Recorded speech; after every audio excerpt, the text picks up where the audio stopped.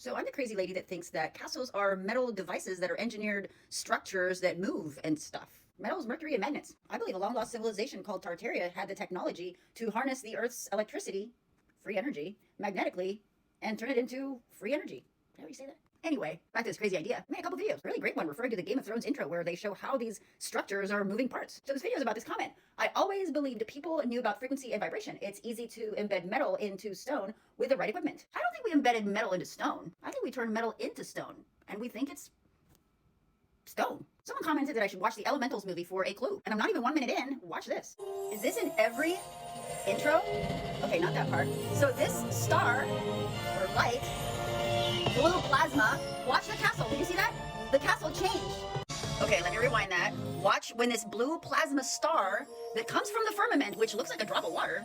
Oh wait, that was from the water. Anyway, this blue plasma light changes that castle from metal into stone. Watch.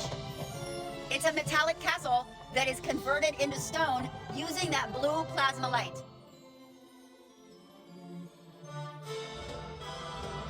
Is that in every Disney movie? Did you guys catch that? Metal castle turned into stone. Right there, using blue plasma light. That explains the blue roof thing.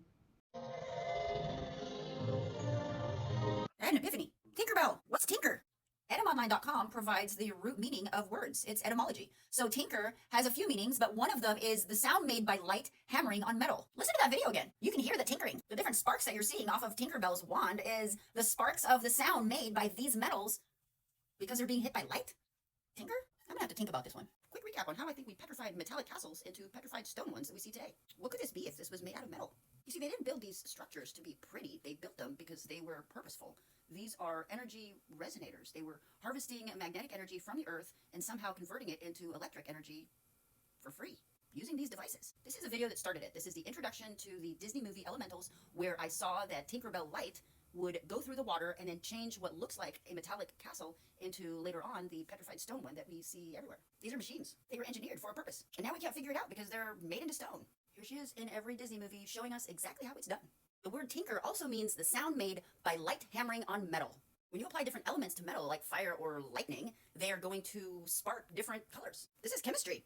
Different color fireworks represent the different metals. Here's the clip of that light going through the water, and you can see the different stars. Here I am reversing it.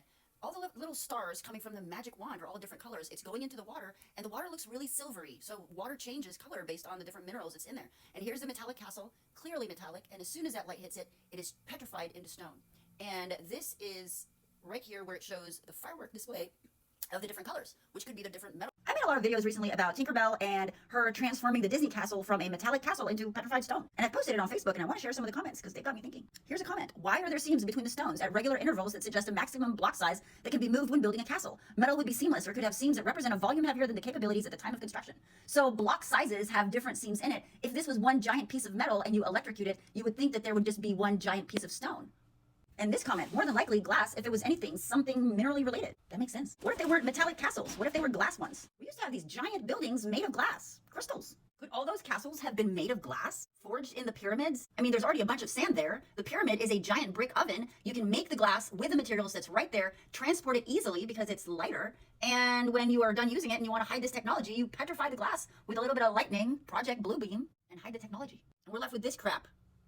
Large stone castles that we can't move, we can't use. Makes me wonder about stained glass windows. Different metals emit different color sparks when you electrocute it, which is a wild guess based on the transformation of this, what I thought was a metallic castle, now could be a glass castle. I'm gonna rewatch that clip. Now that I look at it again, it could be glass, which would be a lot easier to transport than metal. They already have all the materials in the desert, forging it in the pyramids, which are giant ovens, and then when they are no longer needed, they're petrified, electrified into stone.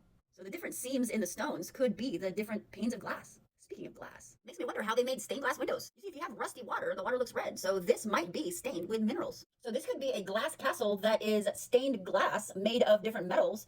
And when electrified, it is petrified into stone. I had to bust out my electric acupuncture pen. I'll be dipping some metals in water and then zapping them safely. Respond to comment. This might sound crazy, but sand turns into glass when electrocuted. It's very well studied.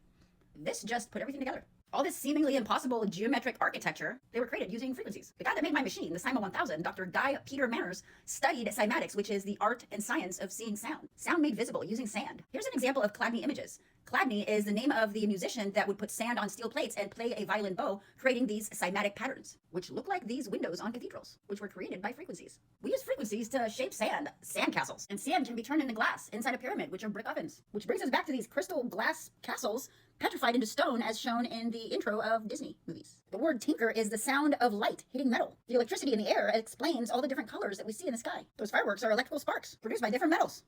Well, to explain the whole sand plus frequencies equals structured sand. So basically a sandcastle. Now, if you fire the sandcastle, like in a pyramid, which is a giant oven, that becomes glass, or crystal castles, or glass castles.